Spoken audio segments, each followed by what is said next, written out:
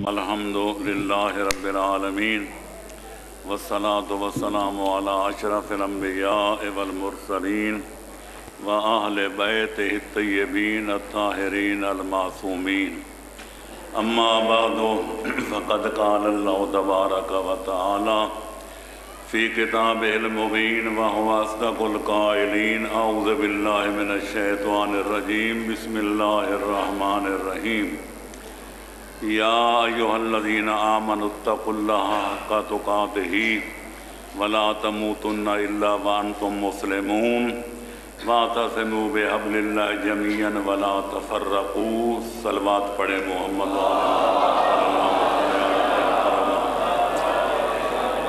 خالق کائنات اور مالک موجودات، اس فرمان واجب الاحترام کا ترجمہ اور حاصل مطلب یہ ہے کہ خالق اکبر تمام ایمان کے دعوے داروں کو خطاب کر کے 3 حکم دے رہا ہے اور ایک برے کام سے روک رہا ہے۔ فرماتا ہے اے ایمان کے دعوے دارو، اللہ سے اس طرح ڈرو جس طرح ڈرنے کا حق ہے، یہ پہلا حکم۔ دوسرا حکم یہ ہے کہ اس وقت تک نہ مرو، اس وقت تک موت کی آغوش میں مت جاؤ جب تک پہلے صحیح معنوں میں مسلمان نہ بن جاؤ۔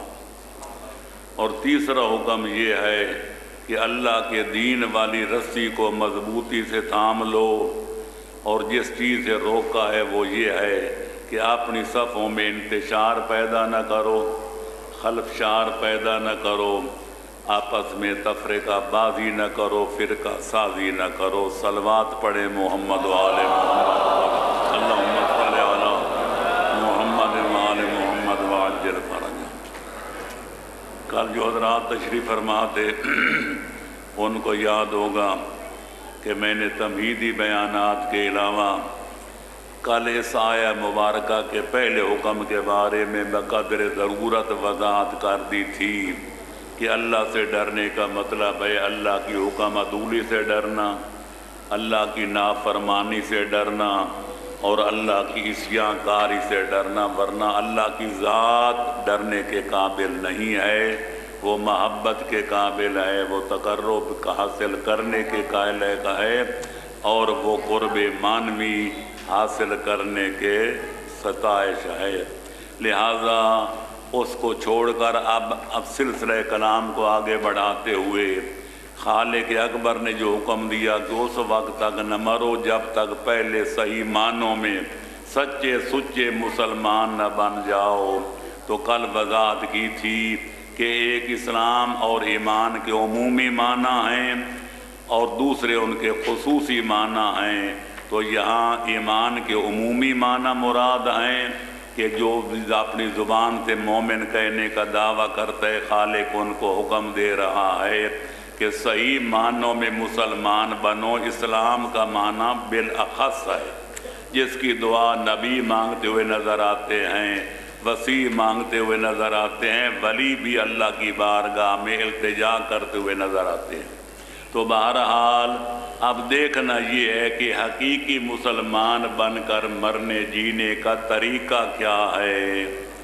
تو میں عرض کروں گا کہ ظاہر ہے اگر کسی سے کہا جائے ڈاکٹر بنو تو پہلے ڈاکٹری پڑھنی پڑے گی، اگر کوئی وکیل بننا چاہے تو پہلے وکالت پڑھنی پڑے گی، اگر کوئی پٹواری بننا چاہے تو پہلے پٹوار سیکھنا پڑے گا۔ تو لہذا اگر کوئی صحیح معنوں میں سچا سچا مسلمان بننا چاہتا ہے تو پہلے اسلام کی حقیقت کو سمجھنا پڑے گا۔ لیکن عجیب بات یہ ہے کہ لوگ وکیل بنتے ہیں تو 17 سال محنت کرتے ہیں، لوگ ڈاکٹر بنتے ہیں تو 17 سال صرف کرتے ہیں تو لاکھوں روپے خرچ کرتے ہیں، اگر پٹواری بھی بننا ہو تو کم از کم 10-12 سال لگتے ہیں، لیکن اسلام کو سمجھنا ہو تو نہ 17 سال، نہ 17 مہینے، نہ 17 ہفتے، نہ 17 دن، نہ 17 گھنٹے۔ ہر بندہ جو پیدائشی جاہل ہے وہ بھی کہتے ہیں میں اس طرح اسلام کو سمجھتا ہوں جس طرح علماء بھی نہیں سمجھتے۔ تو میں یہی کہوں گا اتنی نہ بڑھا پا کی دامہ کی حکایت، دامن کو ذرا دیکھ ذرا بندے کباب دیکھ۔ صلوات پڑھیں محمد وآل محمد پر، اللہم صلی علی محمد وآل محمد۔ اب اسلام کا سمجھنا پہلے آسان تھا لیکن اب مشکل ہو گیا، اس لیے کہ جو دین اسلام خالق کائن و مکان نے بنایا تھا وہ اسلام ایک تھا۔ جس قرآن میں اسلام خالق نے بنا کر بھیجا تھا وہ قرآن بھی ایک تھا۔ جو جبریل وحی لے کر پیغمبر اکرم کے سینہ اقدس پہ اترا تھا وہ جبریل بھی ایک تھا۔ جس پیغمبر پر دین اتارا گیا، قرآن نازل کیا گیا، وہ پیغمبر بھی ایک تھا۔ لیکن تعجب ہے کہ آج اس ایک اسلام کے 73 بن چکے ہیں۔ قرآن ایک ہے، ترجمے 73 ہیں، قرآن ایک ہے، تفسیریں 73 ہیں، اسلام ایک ہے، مسلمان 73 ہیں۔ تو سب سے پہلے سوچنے کی بات یہ ہے کہ اسلام میں فرقہ سازی کہاں سے آئی، اسلام میں افتراق کہاں سے پیدا ہوا، اور اسلام میں یہ 73 فرقے کہاں سے بنے، اور ایک قرآن کی 73 ترجمے کیوں کیے گئے تھے، 73 تفسیریں کیوں لکھی گئیں۔ صلوات پڑھیں محمد و آل محمد پر، اللہم صلی علی محمد و آل محمد۔ یہ کوئی موضوع نیا نہیں، عربی میں، فارسی میں، اردو میں اور انگلش میں بھی اس موضوع پر کتابیں لکھی گئی ہیں۔ اہل سنت علماء نے بھی قلم اٹھایا، شیعہ علماء و زعماء نے بھی تحقیق فرمائی، کسی نے کوئی چاند اسباب گنوائے، کسی نے 3، کسی نے 4، کسی نے 5، کسی نے 7، کسی نے 12، 13 اسباب تک پہنچے ہیں کہ اس وجہ سے افتراق پیدا ہوا، اس وجہ سے افتراق پیدا ہوا، اس وجہ سے تفریق پیدا ہوئی، فلانی وجہ سے انتشار پھیلا۔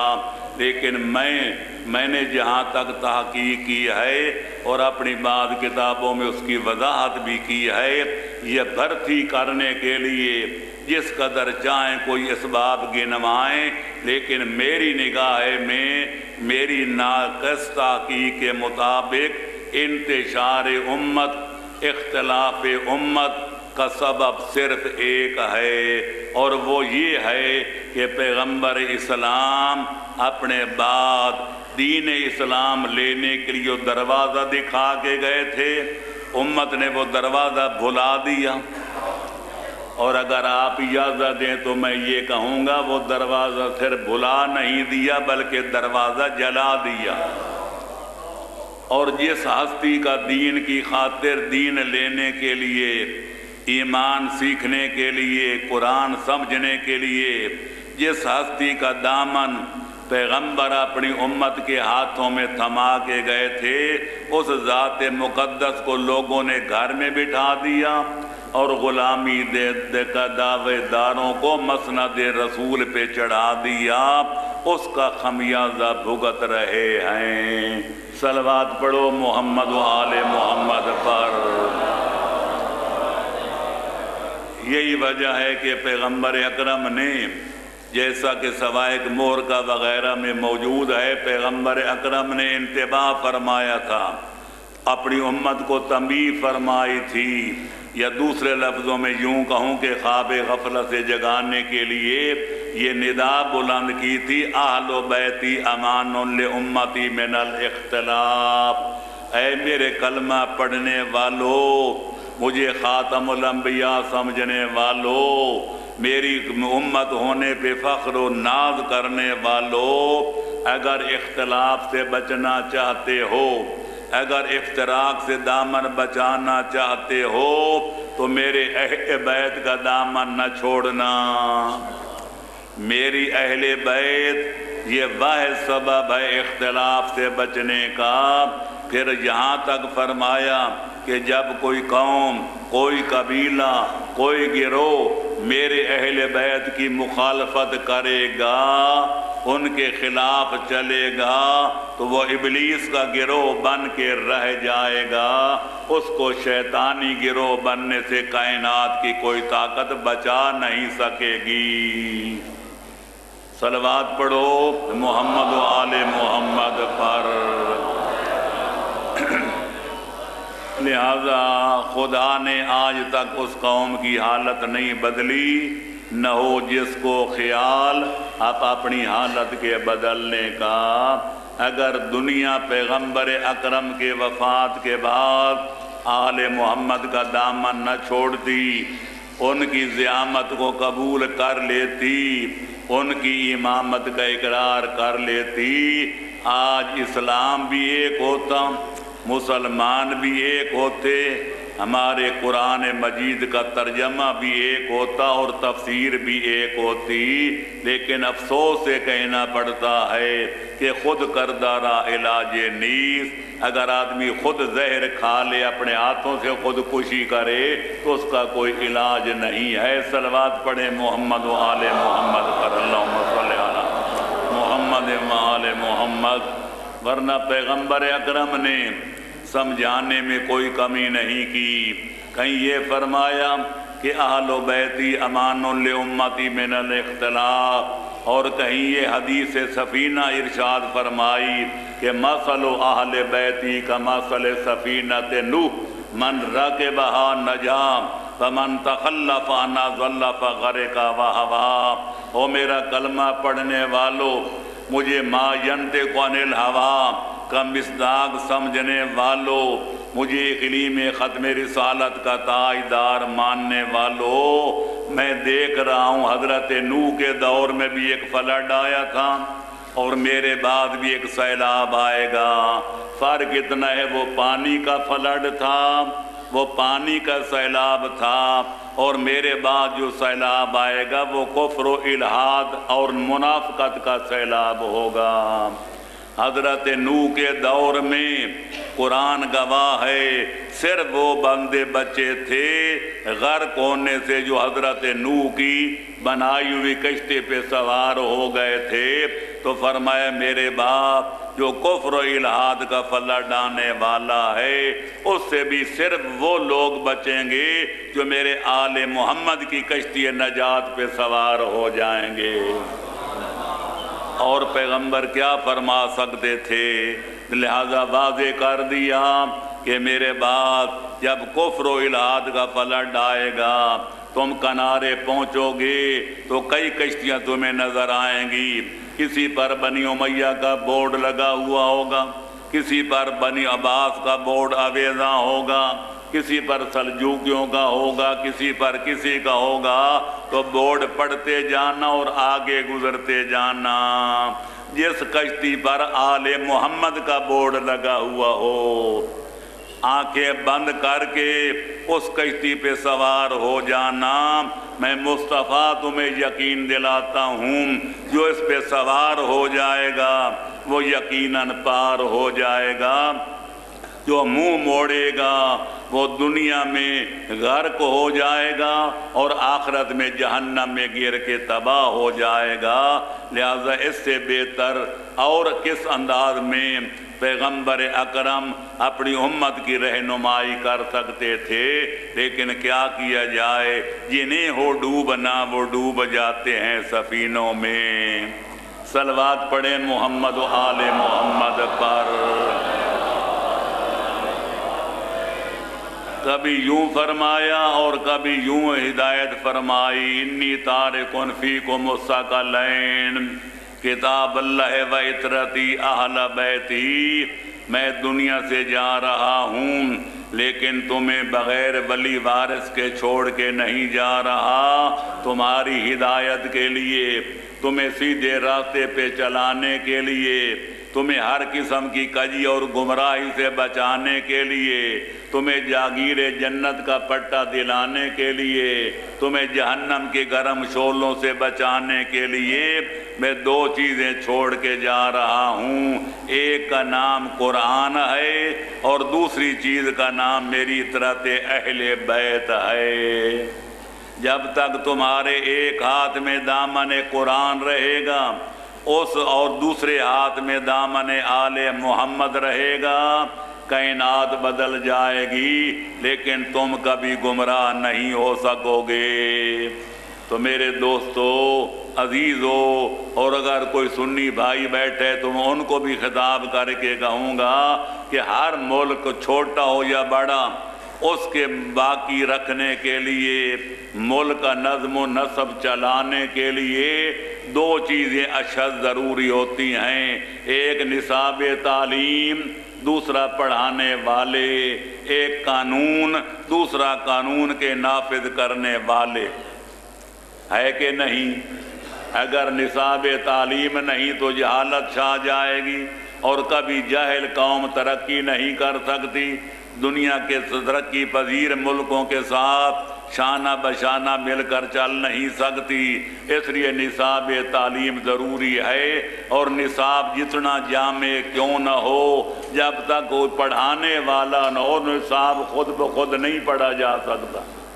دوسرا، اگر کوئی قانون نہیں تو لا قانونیت چھا جائے گی، لہذا کسی ملک و ملت کے لیے قانون کا وجود اشد ضروری ہے، لیکن قانون جتنا بھی جامع ہو اگر اس کو لکھ دیا جائے تو لکھ کر الماری میں بند کر دیا جائے، الماری کو تالا لگا لیا جائے تو پھر اس قانون کا کیا فائدہ؟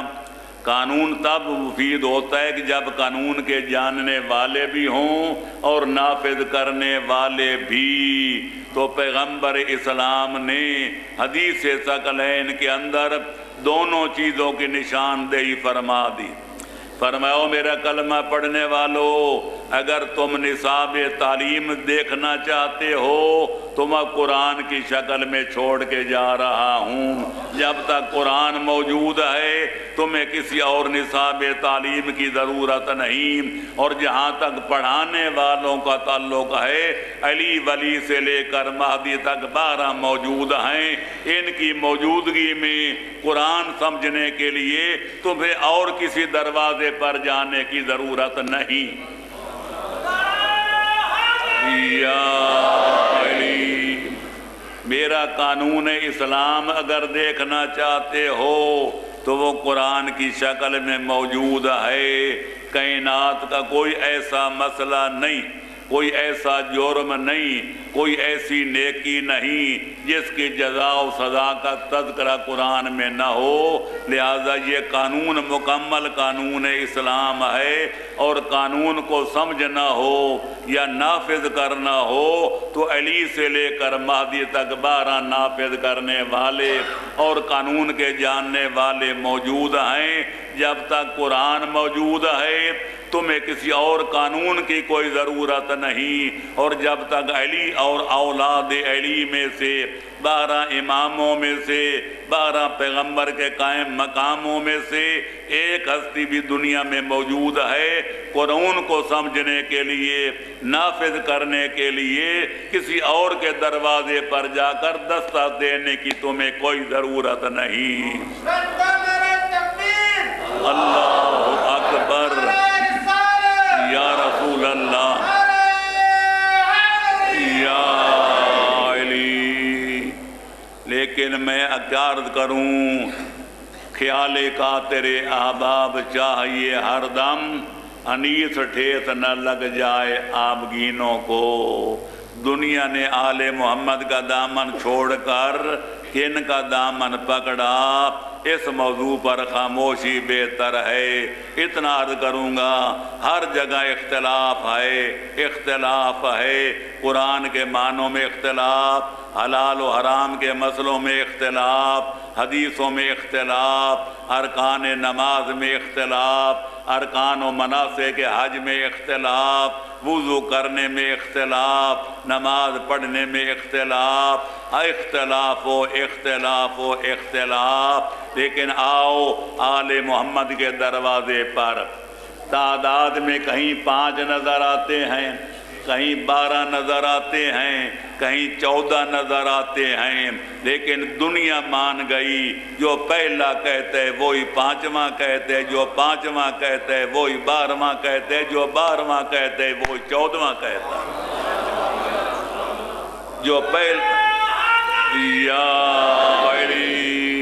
جو پہلا کرتا ہے وہی 5واں کرتا ہے، جو 5واں کرتا ہے وہی 12واں کرتا ہے، جو 12واں کرتا ہے وہی 14واں کرتا ہے۔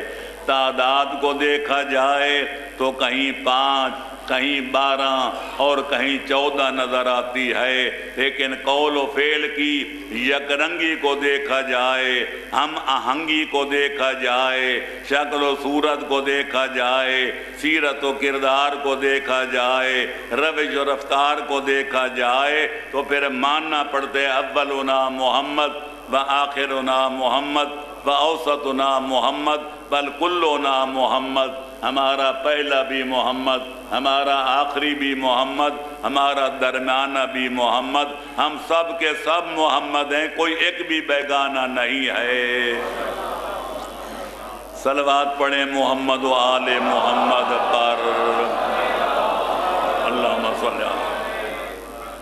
یہی وجہ ہے کہ علامہ شارانی نے اپنی کتاب البنا میزان القبرہ مطبوعہ مصر میں لکھا کہ قول واحد منہم قول باقیہم، آل محمد کے 12 اماموں کی صداقت کا یہ زندہ ثبوت ہے، جو ایک کہتا ہے وہی سب کہتے ہیں۔ اور یہی علامہ معین الدین سندھی نے اپنی کتاب دراسات اللبیب میں لکھا کہ آل محمد میں سے جو ایک کہتے ہیں سارے وہی کہتے ہیں۔ الفضل ما شہدت بہ الاعداء، فضیلت اس کا نام ہے کہ منکر بھی اقرار کرنے پر مجبور ہو جائے۔ لیکن آج افسوس سے کہنا پڑتا ہے، ایک جملہ عرض کر کے آگے بڑھوں گا کہ آج ان 12 کے ماننے والے، ان 14 کے ماننے والے، ہماری حالت دیکھی جائے تو ہماری حجامت بھی الگ الگ، ہمارا لباس بھی الگ الگ، ہماری جو ہے شادی کرنے کا انداز الگ الگ، مرنے والے کا سوگ منانا ہو تو الگ الگ ہو۔ معلوم ہوتا ہے کہ ہم ایسے شتر ہیں جن کی کسی ہاتھ میں مہار نہیں۔ اللہ ہمارے حال پہ رحم کرے۔ اگر حقیقی مسلمان بننا ہے، جیسا کہ اللہ فرماتا ہے، اس وقت تک نہ مرو جب تک پہلے صحیح معنوں میں مسلمان نہ بنو، تو ہر کام سے پہلے، ہر اقدام سے پہلے، ہر کلام سے پہلے، ہر حرکت و سکون سے پہلے، ہر خوشی و غم منانے سے پہلے اللہ کا قرآن بھی پڑھنا پڑے گا، 14 کا فرمان بھی پڑھنا پڑے گا۔ اللہ کا قرآن کیا کہتا ہے، 14 کا فرمان کیا کہتا ہے، اسی کا نام دوسرے لفظوں میں عبادت ہے۔ اللہ کے حکم کے مطابق، محمد و آل محمد کے حکم کے مطابق جینا یہ بھی عبادت ہے، اور موت کی آغوش میں جانا بھی عبادت ہے۔ لہذا اگر ان کے حکم کے مطابق زندگی گزاری جائے تو ساری زندگی گزارنا اللہ کی عبادت ہے، اور یہ عین سعادت ہے۔ لیکن کیا کیا جائے، زباں سے گر کیا توحید کا دعویٰ تو کیا حاصل، بنایا ہے بت پندار کو اپنا خدا تو نے۔ دعویٰ تو ہے کہ لا الہ الا اللہ محمد الرسول اللہ علی ولی اللہ، لیکن جب حجام آتے حجامت بنانے کے لیے اس کے ہاتھ میں اسرا بھی ہوتے تھے، کینچی بھی، پھر آپ سے کہتے کیا کروں، کیسے بناؤں، آپ شیشہ لے کر ہاتھ میں دیکھے ہیں کہ کون سا پوز اچھا لگتا ہے۔ جو پوز اچھا لگے، اگر داڑھی اچھی لگے تو کہتے ہیں خط بنا دے، تو بھدی لگے تو کہتے ہیں صاف فرما دے، یا 4 زیرو پھروا لیتے ہیں، یا اسرے سے صاف کرا لیتے ہیں۔ یہ پھر نفس امارہ کی علمداری عملداری ہے، یہ خالق اکبر کے قرآن کی پر عمل تو نہیں ہے۔ نہ یہ دیکھتے ہیں کہ ہمارے معصومین کا عمل کیا تھا، شادی کرنی ہو تو جیب کو دیکھتے ہیں کہ جیب میں گنجائش ہے کہ نہیں. اگر جیب بھری ہوئی ہے یا بینک بیلنس ماشاءاللہ بڑا معقول ہے تو پھر سارے اللے تللے کرتے ہیں، اور اگر پیسے نہ ہوں تو پھر شریفانہ انداز میں شادی فرما لیتے ہیں. لیکن یہ کوئی نہیں دیکھتا کہ جس نبی کا کلمہ پڑھتے ہیں اس نے شہزادی یثرب کی شادی کس طرح کی تھی. کوئی لڑکے والا نہیں دیکھتا کہ جس حیدر کرار کی غلامی پہ ناز کرتے ہیں انہوں نے اپنے جنت کے جوانوں کے سردار بیٹوں کی شادی کس طرح کی تھی. صلوات پڑھو محمد و آل محمد پر.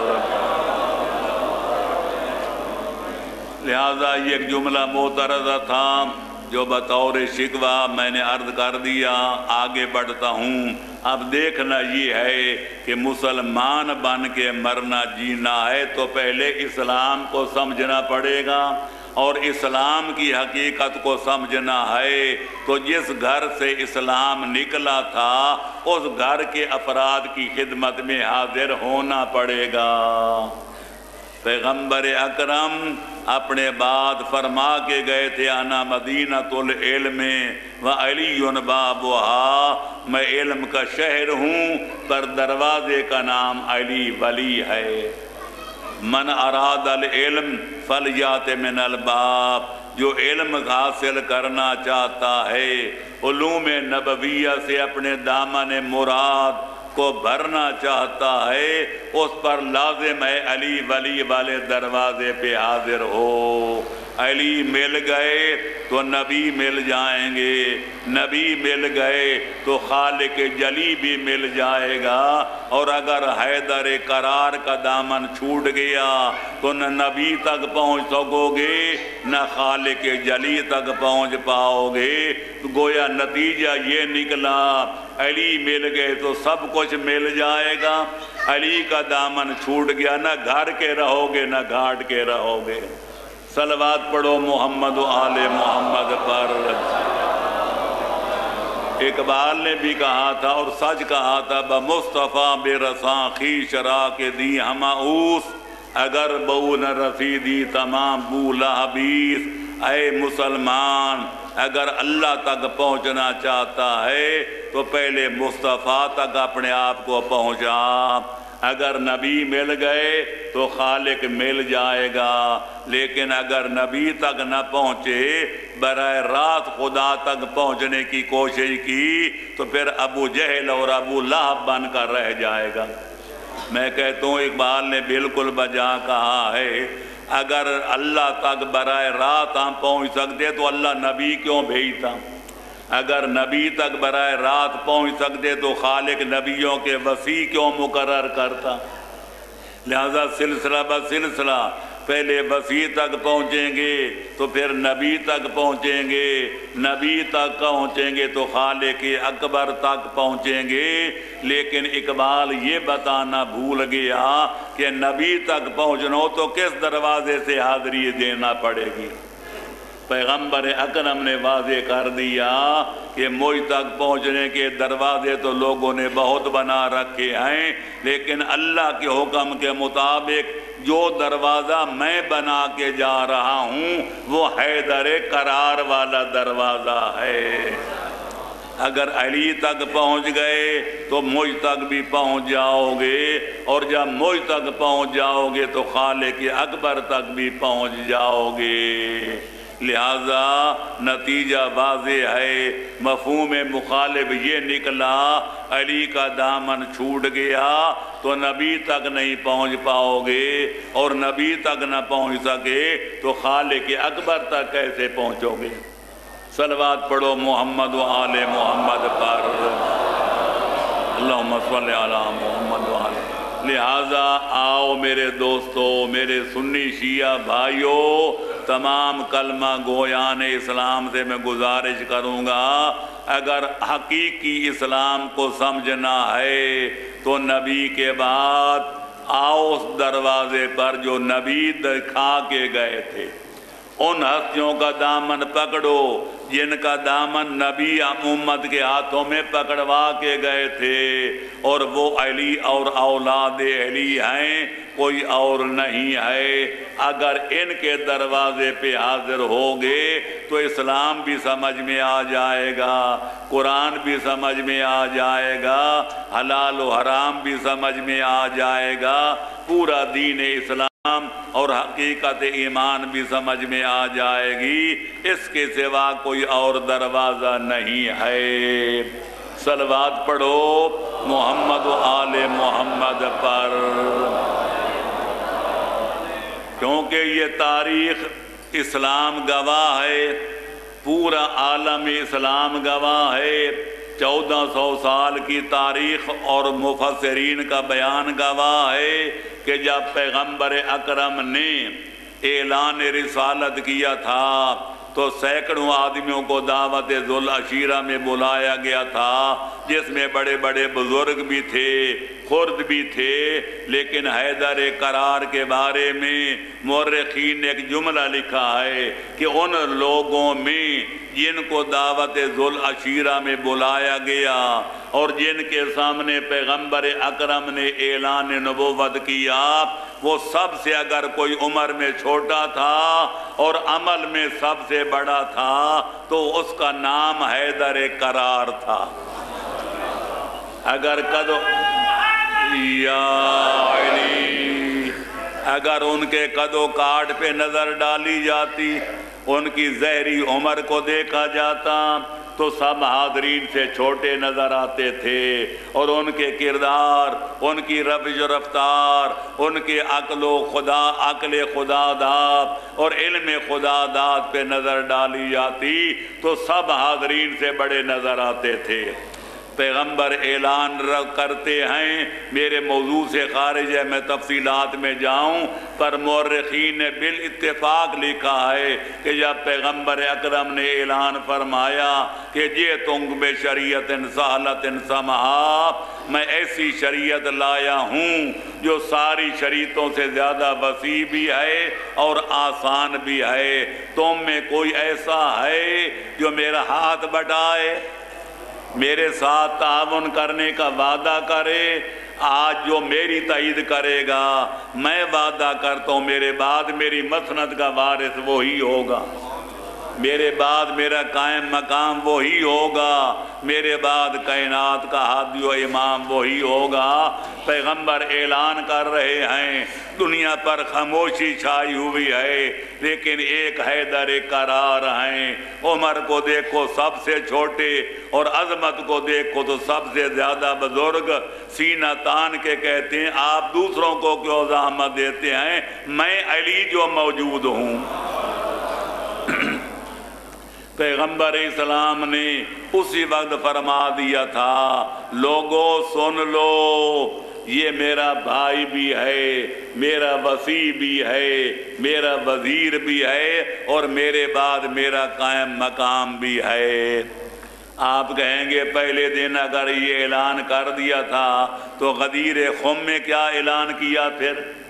تو میں عرض کروں گا، اعلان تو پہلے زبانی طور پر پہلے دن کر دیا تھا، لیکن غدیر خم کے مقام پر پیغمبر نے رسم ولی عہدی ادا کی تھی، اور حیدر کرار کے سر اقدس پر ولی عہدی کی پگڑی بندھوا کر، خیمہ لگوا کر، علی کو بٹھا کر، صحابہ کرام کو حکم دے کر کہ سلموا علی علی بمرۃ المومنین، جاؤ اور جا کر حیدر کرار کو کرو سلام، لیکن یا علی السلام علیکم نہ کہنا، بلکہ کیا کہنا؟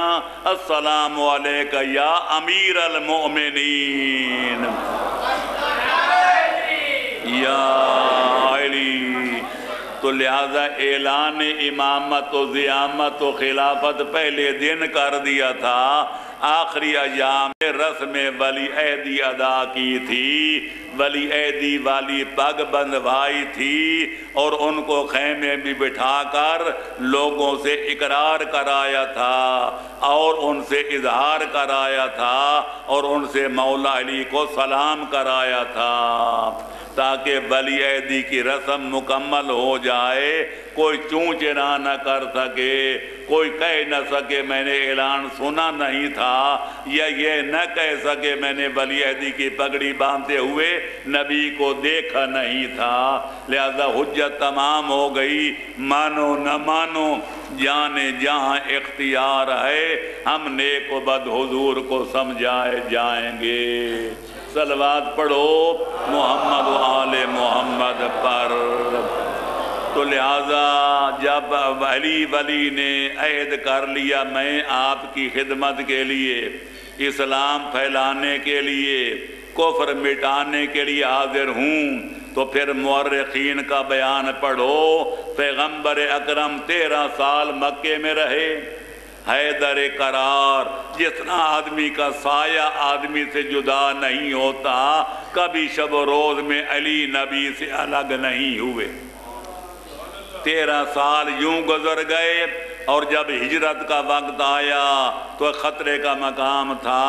دنیا جانتی ہے کہ پیغمبر کو حکم تھا کہ راتوں رات مکہ چھوڑ کے مدینے چلے جاؤ، پر بستر رسول کو خالی نہیں چھوڑا جا سکتا تھا۔ ضرورت تھی کہ کوئی نفس نبی بن کر دنیا کو بتائے کہ نبی اپنے بستر پر آرام کر رہے ہیں۔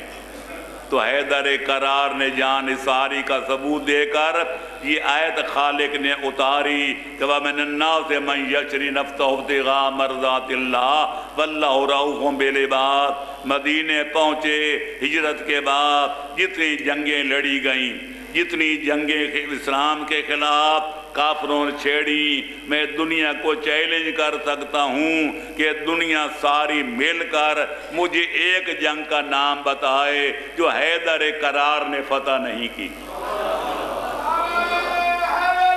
یا علی، کوئی دنیا ایک جنگ کا نام بتائے جس کا علم بردار حیدر قرار نہیں تھا، یہ جس کا فاتح اعظم حیدر قرار نہیں تھا۔ یہ علی ولی ہیں جن کی عظمت و جلالت اور جن کی فتوت و مروت اور جن کی شجاعت و شہامت کے قصیدے آسمان کے کرسیوں نے پڑھے۔ تاریخ پڑھو جنگ احد کی کہ جب حیدر قرار ہزاروں آدمی آگے تھے اور سر پر ٹانگے رکھ کر دوڑ رہے تھے، اور مولا علی تنہا ان کا تعاقب کر کے ان کو مولیوں گائروں کی طرح کاٹ رہے تھے، آسمان کے کرسی یہ منظر دیکھ کر آسمان پہ رک نہ سکے، زمین پہ آئے۔ ابھی زمین پہ پہنچے نہیں تھے کہ زمین و آسمان کے درمیان یہ منظر دیکھ کر یہ قصیدے پڑھنے لگے۔ لا فتح الا علی، لا سیف الا ذوالفقار۔ او حسنین کا بابا، او علی ولی، تیری شجاعت نے، تیری بہادری نے، تیری شہامت نے، تیری دلیری نے ہمیں مجبور کر دیا یہ کہنے پر کہ کائنات میں کوئی تلوار ہے تو صرف ذوالفقار ہے، کوئی بہادر ہے تو صرف حیدر قرار ہے۔ یا علی، اس علی سے بڑھ کر کون بتا سکتا ہے کہ پیغمبر کے نماز پڑھنے کا طریقہ کیا تھا، پیغمبر کے روزے رکھنے کا سلیقہ کیا تھا، پیغمبر حج کس طرح کرتے تھے، پیغمبر وضو کس طرح کرتے تھے، پیغمبر سوتے کس طرح تھے، پیغمبر جاگتے کس طرح تھے، پیغمبر زندگی کس طرح گزارتے تھے، اپنوں بیگانوں کے ساتھ سلوک کیا کرتے تھے۔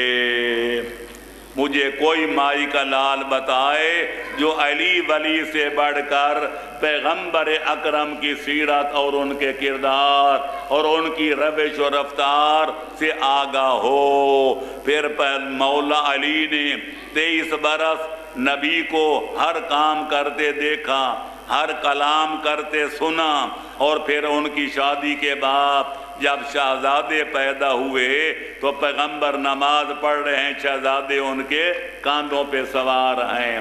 پیغمبر حج بجا رہے ہیں اور حسنین کو گود میں اٹھایا ہوا ہے، ان سے بہتر کون بتا سکتا ہے کہ نبی کے نماز پڑھنے کا انداز کیا تھا اور حج کرنے کے پیغمبر کے ارکان کیا تھے؟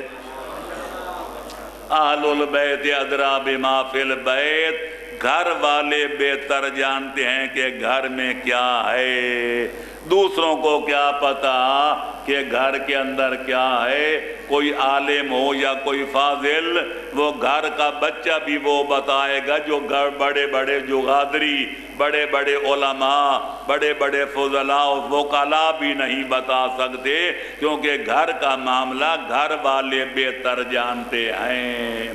صلوات پڑھو محمد و آل محمد پر۔ تو خلاصے پہ آؤں، باتیں بہت ہو گئیں تے وقت بھی زیادہ گزر گیا، تمیدیں ختم کروں اور نتیجے پہ آؤں۔ جب ہم نے علی اور اولاد علی کی طرف رجوع کیا کہ مولا ہم حقیقی معنوں میں مسلمان بننا چاہتے ہیں، آپ فرمائیں کہ حقیقت اسلام کیا ہے اور حقیقی مسلمان بن کر جینے مرنے کا طریقہ کیا ہے۔ جو کچھ انہیں فرمایا اس کا لب لباب آج عرض کرتا ہوں، تے تفصیلات انشاءاللہ آنے والی مجالس میں بقدر وسعت مکان و زمان عرض کرنے کی کوشش کی جائے گی۔ تو میرے دوستو، عزیزو، بزرگو، جو کچھ آل محمد نے، جو کچھ اہل بیت نبوت نے حقیقت اسلام ہمیں بتائی اور سمجھائی ہے، وہ یہ ہے کہ اسلام ایک معجون مرکب ہے اور اس کے اجزاء ترکیبی 5 ہیں۔ 5 چیزوں کے مجموعے کا نام ہے اسلام۔ اب آؤ نام آج بتا دوں تے تفسیر کل سے شروع ہوگی انشاءاللہ۔ وہ کیا 5 اجزاء ہیں؟ پہلا ہے حسن عقیدہ، حسن اعتقاد، کہ مسلمان وہ ہے جس کا عقیدہ اسلام کے عین مطابق ہو۔ دوسرا جز ہے حسن عبادت، مسلمان وہ ہے جو اس طرح اللہ کی عبادت کرے جس طرح خالق اکبر نے حکم دیا ہے۔ تیسرا جز ہے حسن معاملہ، لوگوں کے ساتھ تعلقات اس طرح استوار کرے جس طرح شریعت محمدیہ حکم دیتی ہے، یہ حسن معاملہ۔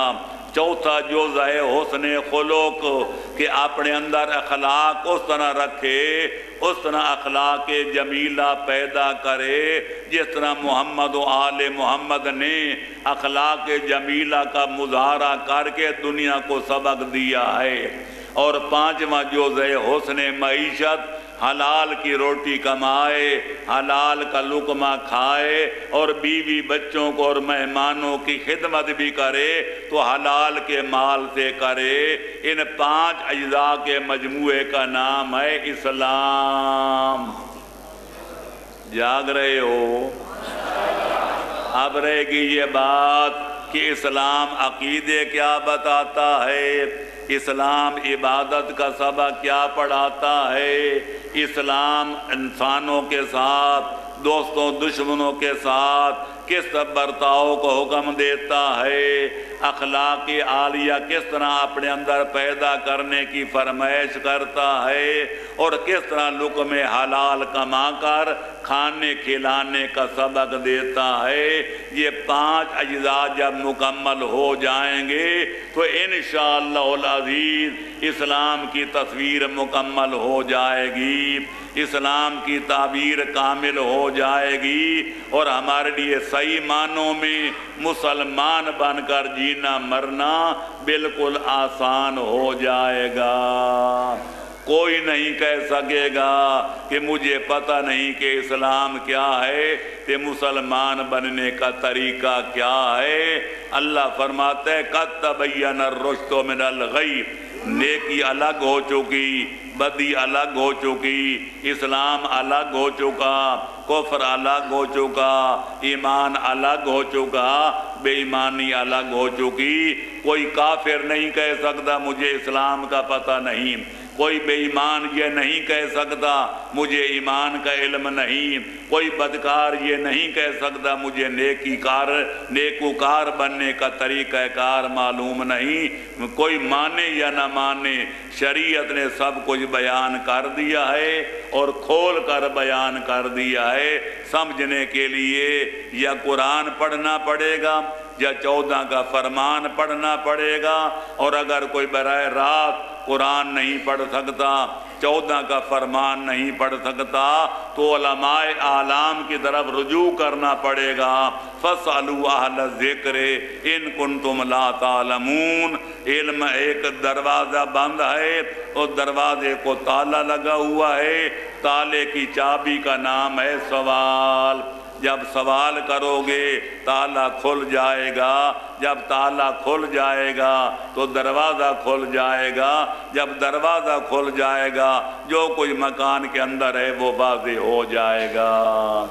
صلوات پڑھیں محمد و آل محمد۔